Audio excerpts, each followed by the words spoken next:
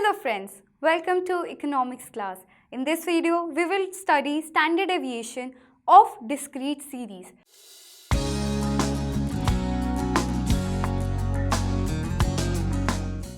तो पहले तो हमने इंडिविजुअल सीरीज में डायरेक्ट मेथड पढ़ा था, अब हम पढ़ेंगे शॉर्टकट मेथड. अब शॉर्टकट मेथड का फॉर्मूला क्या है, which is very simple. Standard deviation is equal to under the root summation of f dx square upon n number of items minus summation of f dx upon n का whole square. बहुत ही complex formula लग रहा है, but अभी हम इसको break करेंगे pieces में तो it will be very simple. तो अब हमें क्या गिवन है यहाँ पे क्वेश्चन में कि x की वैल्यू गिवन है और उसकी फ्रीक्वेंसी गिवन है. सो अब यहाँ पे हमारे को फर्स्ट स्टेप जो करना है वो है एज्यूम्ड एवरेज हमारे को एज्यूम करना है. सो x में से जो भी मिडल आइटम होती है, मैंने बताया था, उसको हम a कंसिडर करते हैं. सो इधर जो मेरा a है that is the middle value, उसको 5 को मैं मेरी x की आइटम से माइनस कर दूंगी. लाइक 1 माइनस 5 मतलब 1 माइनस a हमारा 5 है जो मिड वैल्यू है x सीरीज का. सो it will B -4. Then 2 minus 5 which will be equal to -3. Then 3 minus 5 -2. Then 4 minus 5 will be -1. Then 5 minus 5 0. 6 minus 5 1. 7 minus 5 2.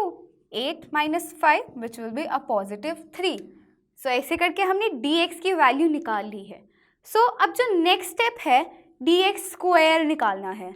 सो -4 का हम स्क्वायर करेंगे तो इट विल बी +16, -3 का +9, -2 का +4, फिर -1 का +1, 0 का 0, 1 का 1, 2 का 4, देन 3 का 9.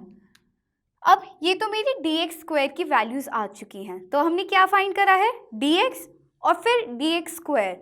अब जो नेक्स्ट स्टेप है, जैसे मैंने यहाँ पे फॉर्मूला लिखा है, मुझे एक तो एफ डी एक्स स्क्वायर चाहिए और एक चाहिए नॉर्मल एफ डी एक्स. सो पहला जो स्टेप होगा मेरा, एफ को मैं डी एक्स से मल्टीप्लाई कर दूंगी. ये जो मेरा एफ है इसको डी एक्स से मल्टीप्लाई कर देती हूँ. So 5 into -4 -20. So 10 into -3 -30. 15 into -2 -30. Then 20 into -1 -20. Then 15 into 0 0. Then 10 into 1 10. 10 into 2 20. 15 into 3 45. अब मैं इनका सम निकालूंगी, माइनस माइनस माइनस माइनस, इन सब का टोटल निकाल लेते हैं हम. सो इट विल बी 100 और इनका जब निकालूंगी मैं तो इट विल बी 75. सो ये तो नेगेटिव वैल्यू है हमारी, -100 + 75 will be -25. So summation of F X is -25. Sorry, यहाँ पे एफ डी एक्स आएगा हमारे पास. So F D X, so summation of F D X is -25. अब एफ डी एक्स स्क्वायर निकालते हैं. तो डी एक्स स्क्वायर तो मैंने निकाल रखा है, उसको अब मैं अपनी फ्रीक्वेंसी से मल्टीप्लाई कर दूंगी. So 5 into 16 will B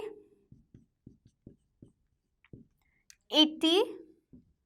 then 10 into 9 90. Then 15 into 4 60. Then 20 into 1 20.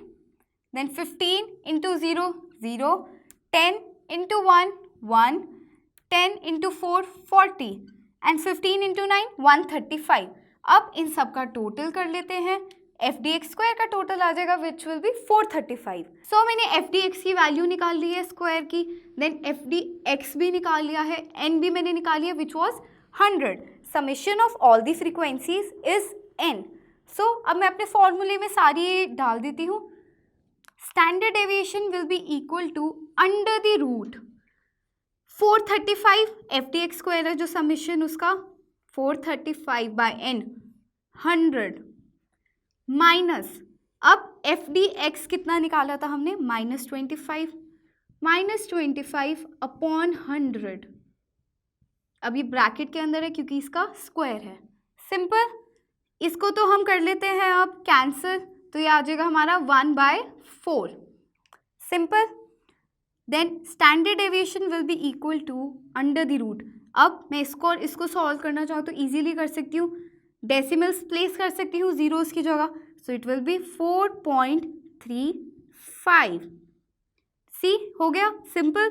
सो अब मैंने यहाँ पे डेसिमल्स तो इधर प्लेस कर दी हैं। अब 25/100 को मैंने काट दिया तो 1/4 आ गया था। अब मैं इसका स्क्वायर कर देती हूँ, तो -1 into -1 will be a positive 1/4 into 4 16।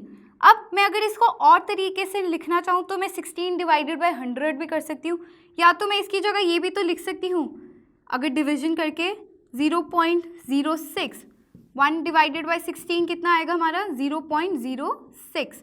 सो अब standard deviation will be equal to 435 को अब इससे माइनस करते हैं हम, 4.35 minus 0.06 which will be equal to 4.29। So 4.29 हमारा यहाँ पे आंसर आ गया स्टैंडर्ड डेविएशन का। अब इसका अंडर रूट भी सॉल्व करना है तो वो भी सॉल्व करते हैं। सो अब हम स्क्वायर रूट निकालते हैं 4.29 का। सो अब पेयर्स बना लेते हैं, पॉइंट जो डेसिमल होता है उसके बाद हम एक पेयर बना सकते हैं और इधर एक पेयर बनेगा। तो अब 4 किससे डिविजिबल है, 2 2 ज़ा 4, तो ये 4 2 का स्क्वायर रूट है, सो 2 और इधर भी 2 आ जाएगा into 2 4 which will B 0 here, और यहाँ पे हमारा पॉइंट लग जाएगा क्योंकि यहाँ पे पॉइंट है। सो अब 4 आ गया इधर। अब मैं 29 को यहाँ पे नीचे तो ला सकती हूँ, बट मुझे यहाँ पे एक और डिजिट भी तो लानी है। अब वो कौन सी डिजिट होगी मुझे ये डिसाइड करना है, और उससे पहले मुझे देखना कि ये जो 29 है ये तो बहुत छोटा है। अगर मैं 40, 41, 42, 43 कोई भी नंबर लिखूँ इधर, तो एक सिंपल सा स्टेप फॉलो करूँगी, मैं यहाँ पे 0 लिख दूँगी और इधर मैं डबल ज़ीरोज़ जॉट डाउन कर लूँगी। सो इसको मैं स्टेप को रिपीट करती हूँ। 29 को मैं नीचे ला रही हूँ, तो मैं देख रही हूँ जो मेरा 29 है इट इज़ वेरी स्मॉल, जो भी मेरी 40 की लाइन में कोई भी नंबर होगा उससे बहुत कम है। तो अब मैं क्या करूँगी, यहाँ पे पॉइंट लगाया क्योंकि यहाँ पे डेसिमल था और नीचे मैं 29 को जॉट डाउन कर रही हूँ, तो मैंने डबल ज़ीरोज़ लगा दिया और एक इधर 0 लिख दिया। अब 0 यहाँ पे मैंने जब 0 लिखा है तो मुझे इधर भी 0 लिखना पड़ेगा, प्लस कर दिया इनको। सो 40। अब मुझे एक और प्लेस ढूंढनी है, सो 2900। अब मुझे यहाँ पे एक प्लेस ढूंढनी है। सो 400 के टेबल में या 400 की लाइन में कौन सा नंबर है जो इसके नियर है। So let's hit with 6 first. So 6 6 ज़ा 36, 2 6 6 6 4 ज़ा 24, इट इज़ नियर। अब एक और 7 से भी ट्राई कर लेते हैं, 407 इंटू 7, सो 7 7 ज़ा 9 4 2849, ये तो बहुत नियर है हमारे नंबर के। सो 2849, यहाँ पे भी 7 लिखा और यहाँ पे भी 7 लिखा, सो +7, सो इट विल बी 414। चाहे तो आप यहाँ पे भी एक पोजीशन ढूंढ सकते हैं, it all depends on you, but 2 digit तक भी हमारा स्क्वायर रूट काम कर जाता है। So it will be 20.07। So अब जो स्टैंडर्ड डेविएशन आया है after the square root, so standard deviation will be 2.07। So अब हमारा आंसर आ गया है स्टैंडर्ड डेविएशन का यहाँ पे स्क्वायर रूट के बाद। सो स्क्वायर रूट करना बहुत इंपॉर्टेंट है, वरना 2.5 मार्क्स यहीं पे कट जाते हैं हमारे। सो अब हम कोएफिशिएंट ऑफ वेरिएंस और वेरिएंस निकालते हैं। तो जो वेरिएंस निकलती है वो बहुत सिंपल कंसेप्ट है,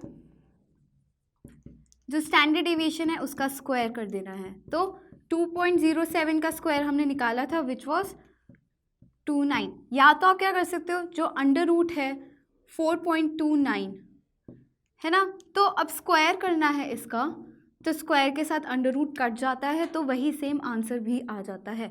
सो वेरिएंस तो बहुत सिंपल कंसेप्ट है। अब इसका कोएफिशिएंट निकालना होता है जब वेरिएंस का,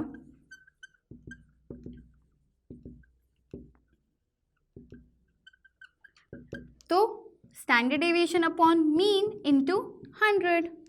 सो अब जो मेरा स्टैंडर्ड डेविएशन था वो तो आया था 2.07। अब जो मेरा मीन हम जब निकालेंगे तो आएगा 4.75 इंटू 100।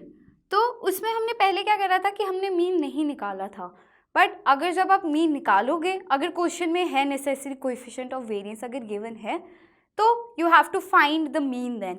सो जो मीन का फॉर्मूला होता है वो होता है summation of F M upon summation of F की फ्रीक्वेंसीज का टोटल, और जो हमारी मिड वैल्यूज़ है उनको हम मल्टीप्लाई कर देंगे फ्रीक्वेंसीज से। तो ये आना चाहिए 475/100, तो इट विल बी 4.75। तो हमने हमारा x बार 4.75 निकाल लिया। अब इधर कैलकुलेशंस जब आप करोगे तो हमारा जो आंसर आएगा इट विल बी 829/19। सो जो अब इसको अगर हम कैलकुलेशंस करेंगे इनकी, तो द आंसर विल बी 829/19। अब जब मैं इसको डिवाइड करूँगी तो it will be around 43.57। So this 43.57 is my coefficient of variance and that completes the question here. So standard deviation भी निकाली अब हमने हमारा discrete series में। अब हम सीखेंगे कि frequency distribution series में कैसे निकालते हैं in the next video. So see you in the next video. Till then keep revising.